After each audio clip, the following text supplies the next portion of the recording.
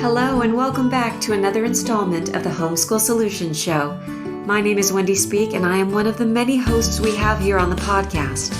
Each week you'll hear from one of us, inviting one of our friends to join us for a conversation about this busy, blessed season as we educate our children at home. The title of the show is Homeschool Solutions. While we don't have the answers to every question, we know that all the solutions to every stress and every struggle can be found in the person and presence of Jesus Christ and in His living and active and applicable Word. We are so happy that you're here to join us for today's conversation. Now, before we start the show, I'd like to thank our sponsors. Operation Christmas Child. Many of you have packed gift-filled shoeboxes, but the journey of a shoebox doesn't end there. Discover how Operation Christmas Child's shoebox gifts lead to evangelism, discipleship, and the multiplication of believers and planting of churches at SamaritansPurse.org/make disciples. I'd also like to take just a moment to thank another one of today's sponsors, MediShare, an affordable and biblical healthcare alternative. Find out more at mychristiancare.org for their ongoing support of homeschooling families just like yours. And now, on to today's show.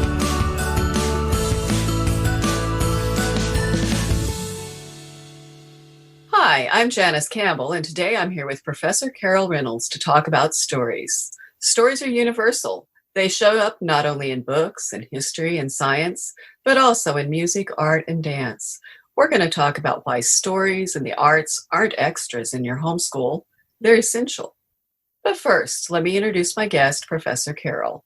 After many years of teaching music history at Southern Methodist University, Carol discovered the world of homeschooling and has been sharing her energy, expertise, and amazing curriculum with homeschooling families ever since. That's not all, though. Carol leads Smithsonian arts tours in Russia and Europe and is a popular speaker in concert halls and arts venues across the country and elsewhere. Welcome to the Homeschool Solutions podcast, Carol. Oh, it's lovely to be here, especially with you, Janice. We always have such fun talking. I've just enjoyed our acquaintance because when we're together, we usually end up talking about literature and music and the arts and their place in education and life. And so that was why I thought about you for my first podcast with Homeschool Solutions. So I think that everyone realizes that books are filled with stories, but they don't always know that music tells stories too. Can you start by talking a bit about how music tells stories even when it doesn't have words? Well, that's a great question. I'd love to start with that. And of course, sometimes music does have words, and we think about things like Broadway musicals, which of course are based on very often terrific pieces of literature, right? And opera, which is just the category that Broadway musicals fit under. A lot of people don't realize that their favorite Broadway musical is actually an American opera. So operas clearly are big storytelling musical venues or forces, if you will. And there are other kinds of music with words that maybe won't keep the visual aspect the same way as an opera, where you see characters in costumes and people moving back and forth as if they were on a stage play. But things like oratorios and cantatas, which are dramatic narratives with text and with characters, no costumes, no acting, but telling a story through the music and the words. Those are not as popular in our time, but there have been times in history where the oratorio was just one of the top pieces of music that people came and flocked to hear. So you've got those are larger scale. You have song, both the individual song, which tells stories all the time. Sometimes it's a 3-minute story, and sometimes it's a 15-minute story. We're used to short songs, and that's its own little side story. But if you remember songs, we grew up thinking of them as records that they fit on a 45 when you and I were kids, But a song used to be whatever length the story was, whatever length the poem was. And then when recording technology came in with the cylinders in the early 20th century, a cylinder could only hold about a little shy of 3 minutes, and the early disc could only hold a little shy of 3 minutes. So songs became standardized at 3 minutes. And I think it helps us to understand song when we just get rid of that time limit and realize songs told stories. And those stories were long or short, and those songs were longer or shorter, depending on it. So, there's several things right there: operas, cantatas, oratorios, songs that tell stories. But that's all with words.